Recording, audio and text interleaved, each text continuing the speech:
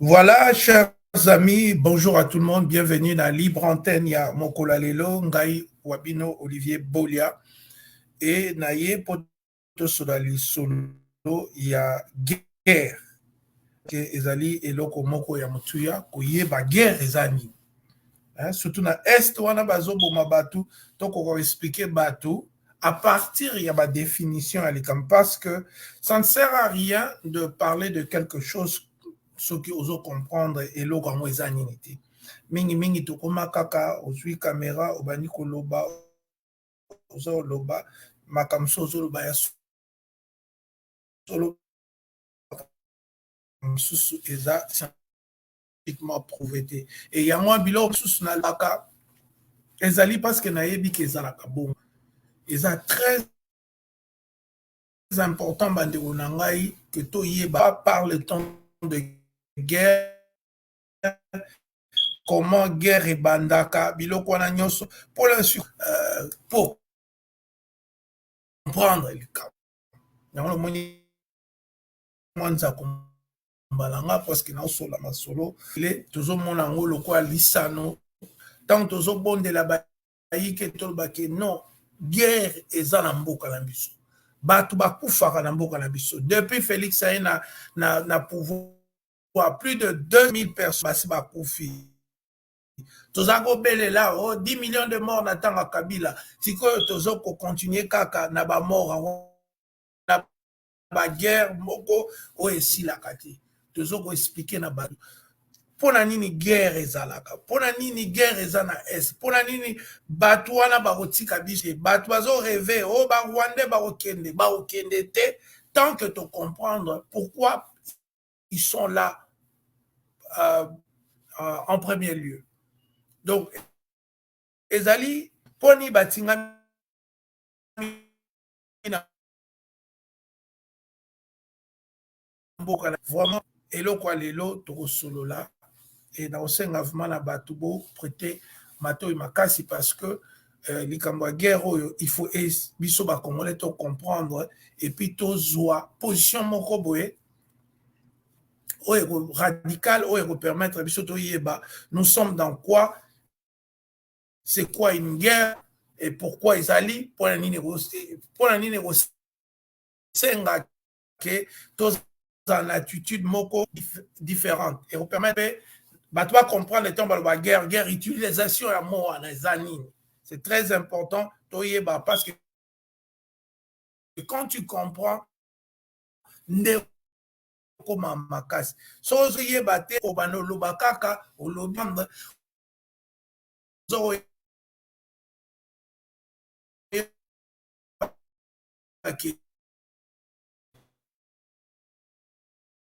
oza kosola likambo ya boye ozali na état oyo ekopermettre kolakisa mind elingi kolakisa ezala makasi na kati na biso mpo toyeba kodefendre mboka na biso alors nabenga slats na ngai voilà alors donc na preparaki alors d'abord guerre définition philosophique selon auteur moko Maria Grisel à partir entre guerre et droit. Là, comme justice, ou le droit comme pouvoir. À partir de ces deux concepts, la guerre peut en sa guerre juste et la théorie de la guerre injuste. Alors, dans le niveau, il y a moral, dans le niveau à droit, dans le niveau philosophique, guerre ezalaka soit ezali juste soit ezali injuste eza très important toyebaka wana guerre juste ezali eti taki na yo bayeba ko to ba groupe communautaire alors na ndenge nazoloba wana ke guerre ezali ezali eza eloko moko ezaka juste to injuste. On n'a pas congolais amiyeba amona pasi ya mboka na ye, il faut ayeba soki guerre au bazali ko bundisa ye, est-ce que ça guerre moko juste to injuste? Eza guerre moko babambeli yo to babambeli yo te. Donc ezali très important to capter eloko wana. Est-ce que guerre au tozomona na Congo eza guerre toza ko mériter? Est-ce que eza guerre moko to salaki mutu mabe? Est-ce que eza guerre moko boye to provokaki mutu? Est-ce que tokendaki na Rwanda tokendaki kozwa biloko na bango? Guerre ango tozo sala, est-ce que ça juste ou injuste? Et je pense que na Canabiso, c'est très clair que même ceux qui ont dit argument, il y a des Rwandais, soi-disant, na bango ba génocidaire, ba kimara na mboka na biso, et le kola bazakuna, il faut bayaka ko poursuivre bango. Mais si ça fait 25 ans. Ceux qui sont là, au azaka na 35 ans, si quoi comme na 60 ans. Est-ce que ezaka normal que batwana bayaka na mboka na biso ko boma ko somba? Non. Non, c'est normal. Donc sur le plan même, il y a théorie philosophique, il y a guerre. Nous sommes en train de subir une guerre injuste. Donc biso to sali lo côté. To kete ke o to koti na Rwanda to zwa nini o to ki to zaki to zuba marchandise na bango to zo ki ma bango bazolanda biso. Non. Guerre o to zo subir ezali guerre moko vraiment injuste, invoulu ou non voulu. Eza guerre moko oyo ke bazar au côté la biso. Même selon donc définition il y a Maria Griselda donc en phase philosophique. Donc guerre au biso subi ezali guerre moko ya mabe to sali eloko te to mériter yango te congolais moko te akina ou bien armée na biso kina na Rwanda ko luka eloko moko, mais toza ko subir guerre de manière injuste. Donc c'est très important, il y a qu'à rappeler na bandeko bazali kotala. Donc tozali na kati etumba moko vraiment purement injuste et bazo sala biso makanai et vraiment kanai vraiment na ndambwako. Donc bakotela biso nanko bataka biso nanko et tozali vraiment batu ya kolela. Tozali batu ya kolela parce que toujours subir guerre moko nanko. Alors si nous partons maintenant de la définition, il y a CNRTL, donc c'est une organisation, je pense en France, Centre national de ressources textuelles et lexicales. Donc ils place mot pour définir. Alors on va définir la guerre comme étant une situation conflictuelle entre deux ou plusieurs pays, États, groupes sociaux, individus, avec ou sans lutte armée. Donc, guerre, ezali KKT, sans lutte armée. Donc, il y a que guerre ezakaraté et qu'on appelle guerre silencieuse ou bien guerre il y a espionnage, pays mususu bazali bazana ba relation diplomatique mais bayo kana raté les cas par exemple les États-Unis na Russie bazana pays bazana ba représentation diplomatique, mais ce sont des pays qui sont en guerre froide netolobaka, ba guerre silencieuse, ba guerre moko, il y a espionnage, ba guerre kili. Donc ezali très important ko yeba que guerre ezali conflit na lobby oyo ezali oza définition il y a CNRTL.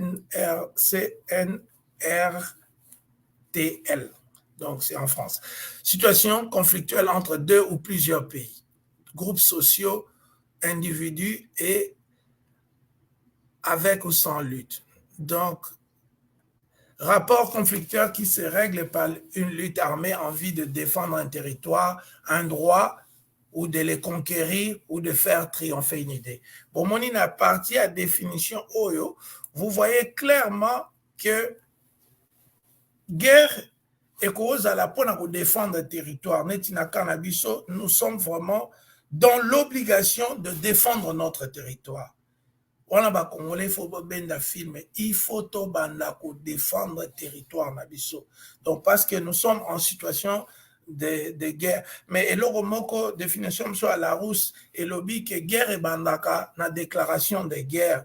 Mais tomoni na canabiso ba Rwandais ça fait 25 ans ba ya na mboka na biso ba Ougandais et autres ba ya ko sala mabe ko boma ko attaquer ba village. Mais ils n'ont jamais déclaré la guerre. Mais pourtant, techniquement, nous sommes en guerre avec ces pays. Parce que ce sont des pays qui arment soldats na bango pour créer de fausses rébellions, c'est-à-dire, j'ai 2-3 Congolais, tché bango, pesi bango, armes, na soldats ya Rwanda, na Ouganda, pour côté la biso. Donc, na partie à définition, ça se voit que nous, envie de défendre un territoire. Donc, biso, toza la partie à définition, un droit. Donc, toza la droit ya ko défendre intégrité territoriale, na biso mabele, na biso propriété, na biso, j'en parlerai que plus tard, comment source ya guerre, ezala kaka biloko. Ezala kaka eloko na yo. Donc, tant que beaucoup me oué, eloko na yo, na mutu mususu nde écrira guerre, ezali vraiment eloko ebandisaka guerre eza kaka biloko propriété donc eloko na yo. Donc défendre un droit, notre sol c'est notre droit. Le peuple congolais qui vit à l'est du pays eza ba droit na biso to sala tout ke bande na biso bazala na kimia bazala menacé te bazala boité. Donc on a le droit ya ko défendre bango vraiment na mobima. Et puis, il dit que de les conquérir. Oh, c'est quoi Rwanda? Rwanda, ça la biso guerre, il y a conquête. Rwanda alingi azwa mabele na biso ndambu, surtout parce que Est, on est dans ba minéré belé, ba annexé ango, ba komisango, lokola mboka na bango. Yango zomo na guerre, ezalaka pe na but ya ko conquérir. Donc les Rwandais sont là pour conquérir. Kozwa mabele, ce sont des conquérants. Donc, le roi Guillaume le Conquérant n'a habité sur Bosa familier, dans l'histoire, il y a Guillaume le Conquérant, duc de Normandie, ou à Kenaki en Angleterre, a mis comme ici roi. Donc, c'est-à-dire, à la guerre, na roi Harold pour Akinako conquérir Angleterre. Donc, à la guerre, il y a conquête. Le coup, la Rwanda. Biso dans la guerre, il y a défense, il y a territoire, il y a droit. Et de faire triompher une idée là idée na bango batiaka busoba wana donc bango idée na bango wana baganye biso po mabele na biso ekoma ya bango po bango bazali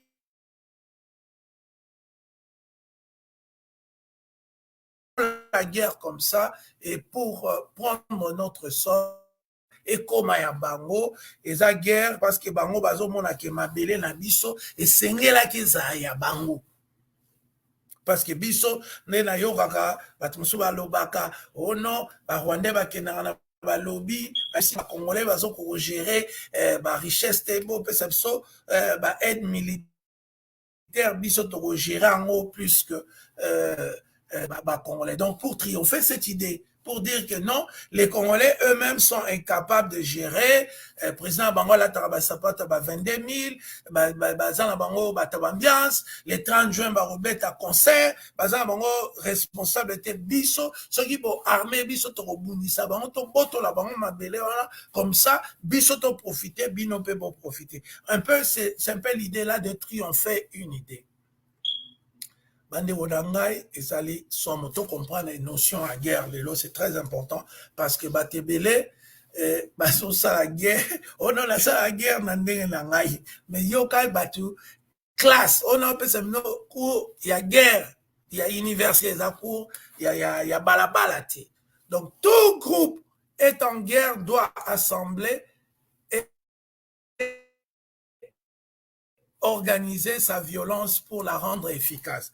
Alors, oh non, dans sa guerre, biso va combattant.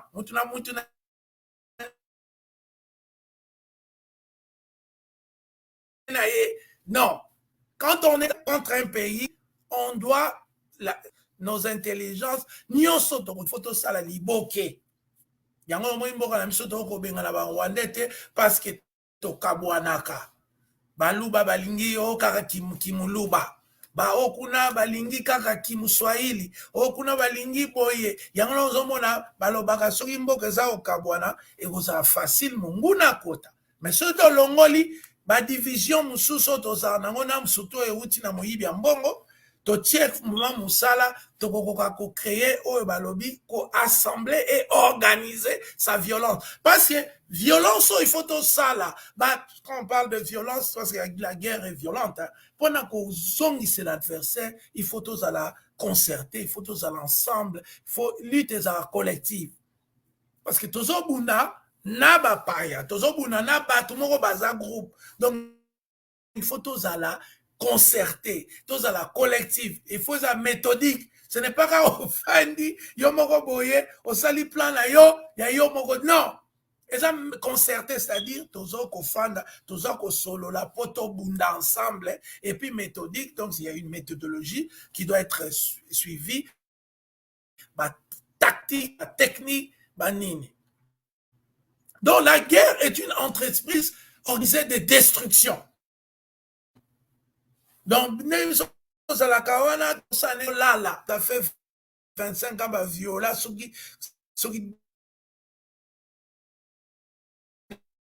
des femmes, viola, c'est le moment pour nous de faire une lutte collective, concertée et méthodique. Parce que ce toni il casse. Na guerre, jamais mona basoda américain moko boyake guerrier moko na Irak non ezalaka bosangani boyokani bosali stratégie nde bokosala guerre même na combat résistance tosalaka tu ne peux pas dire que je fais mes trucs à moi, je cherche. L'émission qui mbongo et où t'es pas la biso, mbongo où t'es pas donateur te, mbongo où t'es pas sokoko te, mbongo où t'es pas songolo pagalate, mbongo où t'es pas la biso moko, bateau toujours défendre, masbele la biso, toko sangana to concerté, pour naïté, tout ça la guerre moko efficace, tout ça la entreprise moko organisée de destruction à l'adversaire. Qu'on détruit les agas mais même sur le plan médiatique, même sur le plan civisme, même sur le plan éducation, même sur le plan préparation, même sur le plan information, nyosoana bandos, oye sa efficacité. Na action na biso to mener contre barwa contre mononso ya mboka na biso domestique to étranger. Nous avons bien entendu de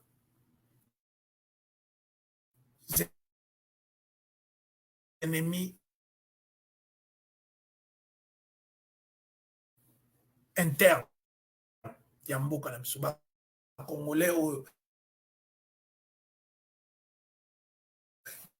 atrahisaka batraître oyo baliaka bambongo oyo bakorrompaka bango yango monaka mboka nyonso non makambo ezoleka na ndenge malamu. Voilà.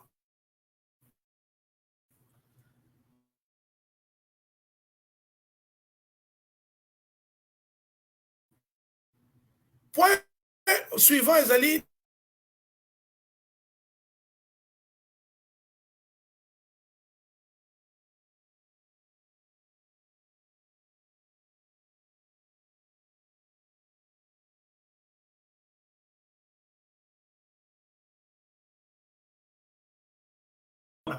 Machiavelli ayebisi bakonzi ya mboka nini ya mokili mobimba alobi te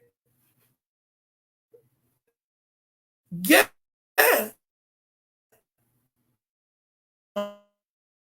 mboka bapays neti bazomona pays wana mboka na li ya motuya koyeba toujours kotia ndenge nini tokoki kozongisa likambo ya guerre. Guerre eza eloko ya jete, guerre eza eloko oyo ebomaka mboka. Donc totelemaka quand il s'agit ya makambo ya mboka totelema parce que guerre. Alors il est demandé à gens qui au baza na kati ya institution bayeba que guerre ekoki faire disparaître mboka. Na Kivu lelo toza na ba territoire na biso na est ya pays oyo eza conquis na baennemi ya mboka na biso. C'est pourquoi tozwa ngo lokola liseki te ke oh non guerre à Kivu banit tokoki to perdre parti à Kivu eza quoi to perdre parti à mboka na biso eza quoi to perdre mboka na biso eza su ndenge ezalaki 2 345 000 km 409 eza su bongo te to perdre parti à mboka. C'est pourquoi eza impérieux toyeba yango et que l'État azala responsable Machiavel alobi azala responsable ya likambu ya mboka. Défense à mboka, armée, basoda, qualité de formation, biloko wana nyonso, yango wana nde Machiavel habite. Un état sérieux, il faut azwa likambu ya sécurité ya mboka. Yango moni ba mboka nyonso bazaka na ba jour moko kaka o ba lakisaka ba soda na nzela, ba lakisaka ba boye na nzela, basa za parce que balingi ke boyeba ke ezaka babenga ngo dissuasion pona oyeba ke non toza armé. Soki boyeli biso bitumba tokobunda, soki boyeli biso makelele tokosala makelele. Donc c'est très important koyeba likambo wana que tozali na mboka ya ko défendre, il faut absolument que tous à la armée a bien formé et puis na défense en mboka toza pe na ba service de renseignement nyonso et fonctionner malamu nyonso tout pour na ko zongisa vraiment mboka na ko malamu. C'est très important. Machiavel a lobby la guerre est ko boma mboka. Ne toujours bunda na Kivu toujours perdre partie nambo Kivu parce que guerre. Alors pays il faut être toujours prêt il y a pour se défendre. Voilà. Bon, il conclut que la fin de la guerre c'est la paix. Mais la guerre est une violence organisée pour des raisons de destruction. Donc guerre est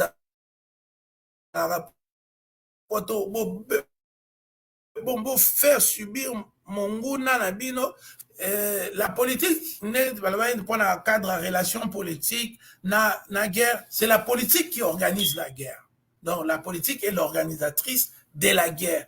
Donc sans politique dans mon yo guerre et rosalate mais politique wana sikoyo pona nini ebimisaka ba guerre ezali wana nani alobaki Hobbes parce que awa plage ezalaka te.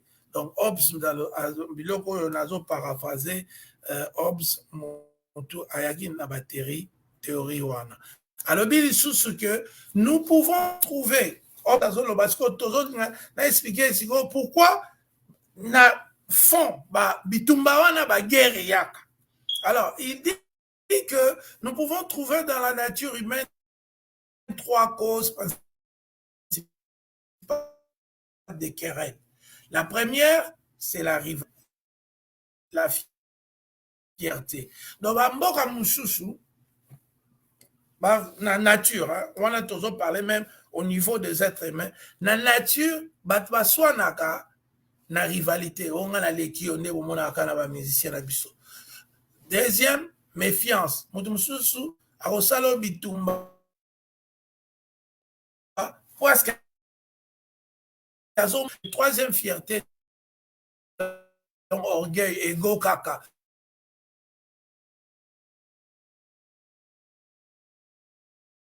Biso race, orgueil.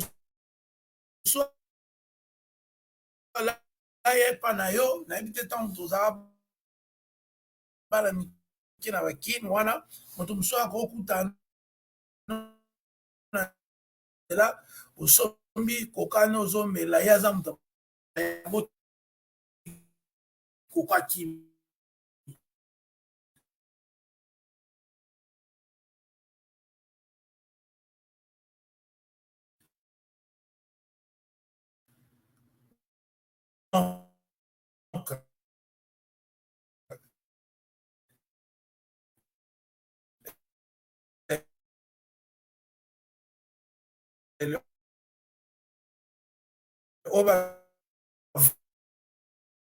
vol originel.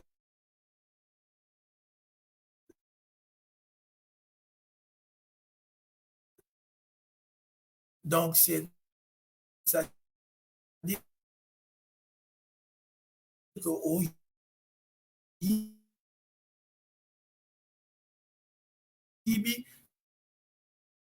parce que yoza la ngote. Yango to bi que cause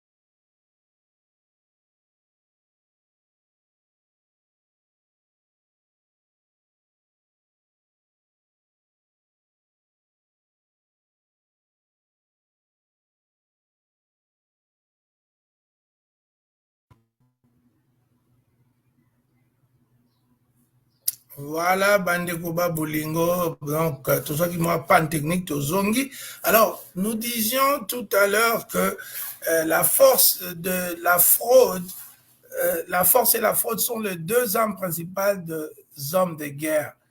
Hein, Thomas Hobbes Mutalobaki. Donc, bateau baya kosala bitumba bazalaka mingi kaka baye na makasi, donc manduki koboma, et puis na lokuta. Oh kokosa na Rwanda kotelaka biso oh te banani basali boye oh ba FDLR oh banini ezalaka toujours na lokuta. On comprend.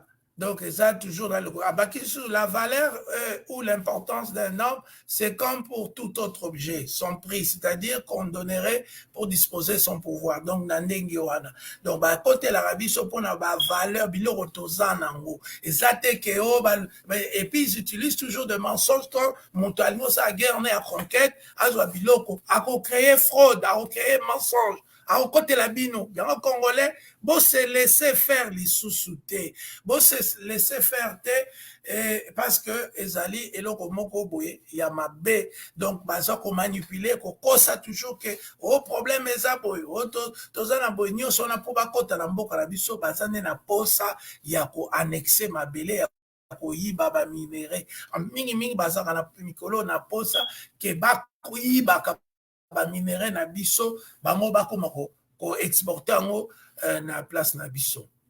Donc voilà. Et tu vois, sur la politique, la géopolitique essentielle na résoudre le problème on a la guerre. Et ça vraiment ma casse parce que l'homme naturel est incliné à aller en conflit avec les autres. Dans la nature humaine, conflit kozala nango. Bato bako wela biloko. Netolobaki na définition il y a philosophique ezali guerre juste na injuste.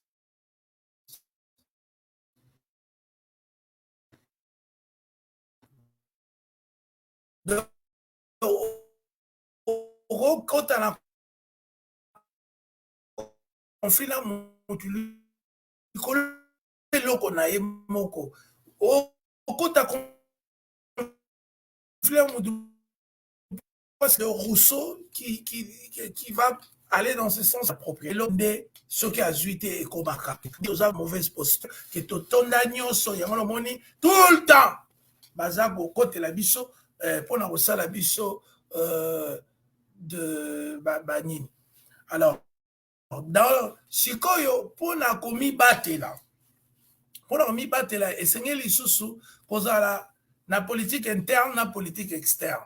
Politique externe na bandi wana eza ba voyage te Félix eza te ke okei bo tamboli oke concert na Dubai wana nde politique te.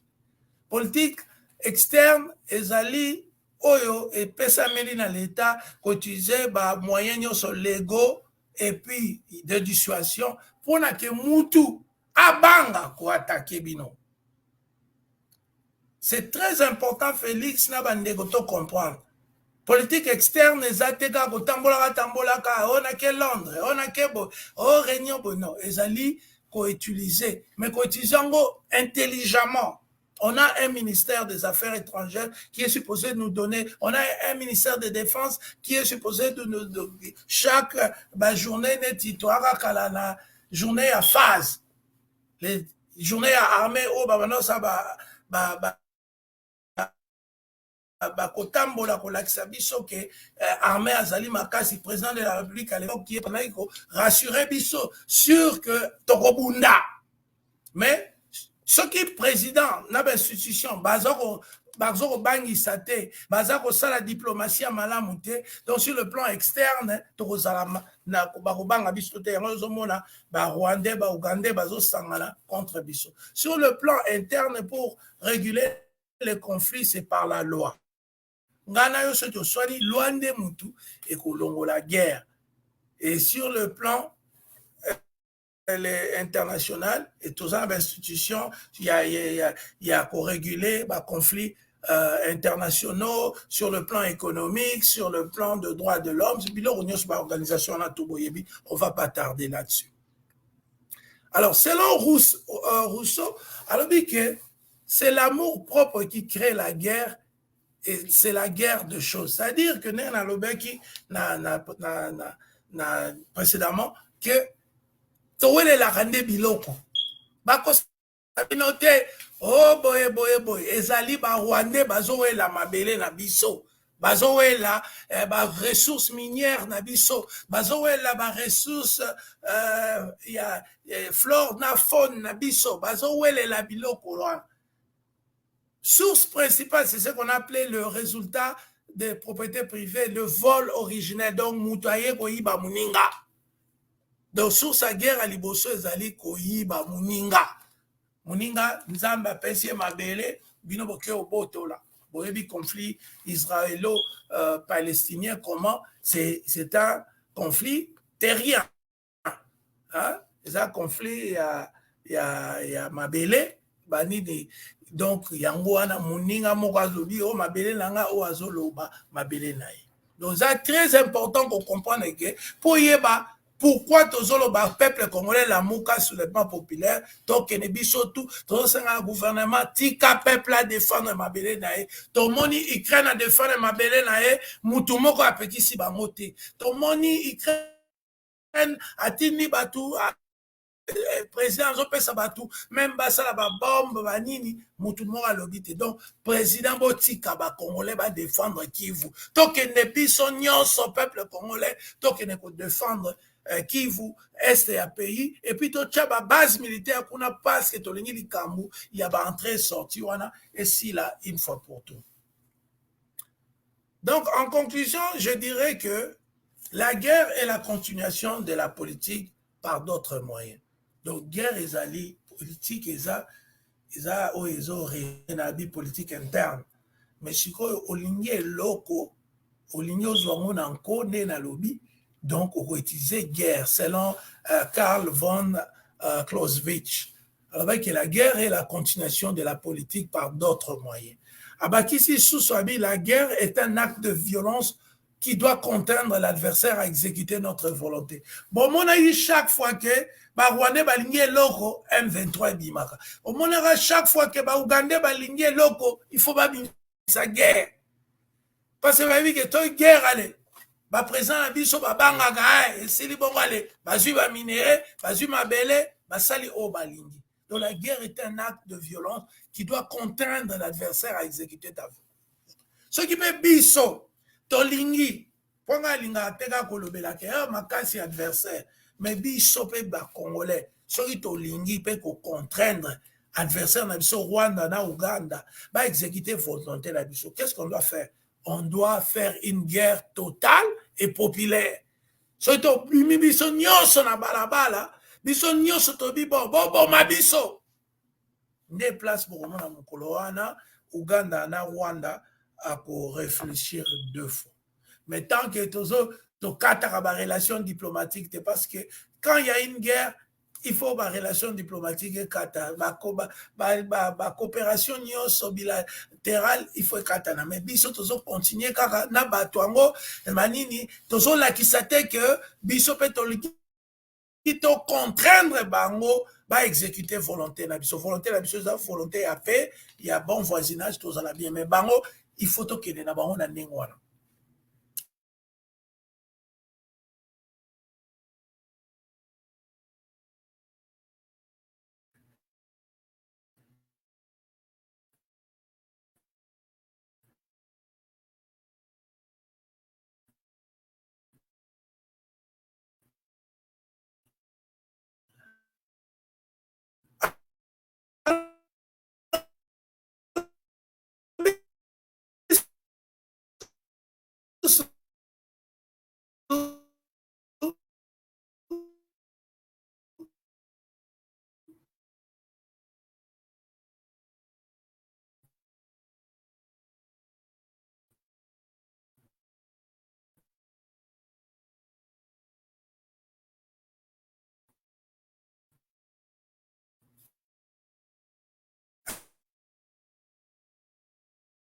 Un mois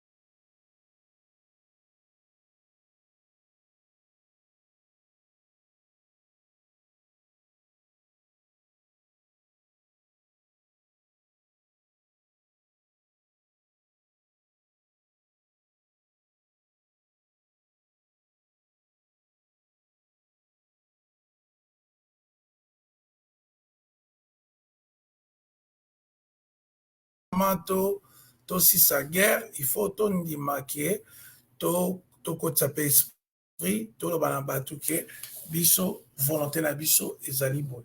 C'est très important. Et biso to ko arriver na eloko wana kaka par biso nyos. Et encore Michel Foucault y a lobby, le pouvoir politique a pour rôle de réinscrire perpétuellement le rapport de force par une sorte de guerre silencieuse et de les réinscrire dans les institutions, dans les inégalités économiques, dans les langages et dans les uns et des uns et des autres.